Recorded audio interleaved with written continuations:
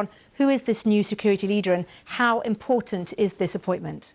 So he was the commander of the IRGC, the Islamic Revolutionary Guard Corps, for 16 years, including during the war between Iran and Iraq back in the 1980s, which lasted about 8 years. So he was at the center of the most consequential decisions in the history of the Islamic Republic. He wrote a letter to the former Supreme Leader Ruhollah Khomeini about the end of the war, saying that if Iran wanted to continue fighting against Iraq, it needed a lot of resources, military and financial resources, which was described as shocking by the then Supreme Leader. And shortly after, Iran accepted a ceasefire deal with Iraq.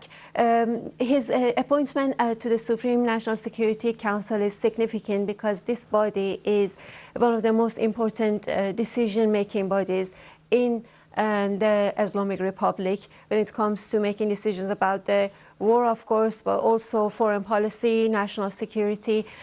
So I think it's too early to say whether Mohsen Rezai's appointment would signify a fundamental change to Iran's strategy towards the war, but it definitely is a significant change in terms of the people who are sitting at the table and making those decisions. And there have been more appointments to the Revolutionary Guards, the armed forces. What do all these appointments tell us about the direction in which Iran is going? So it seems that Mojtaba Khamenei is trying to put his own stamp on the security and political establishment. These people who've been appointed today, they are not new faces. They've been in the security and military apparatus for decades.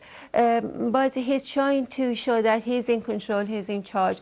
One of the interesting appointments is the appointment of one of his key allies, Hossein Taeb, to the head of Basij paramilitary force that is in charge of one of its main role has been the crackdown on anti-government protests inside of Iran.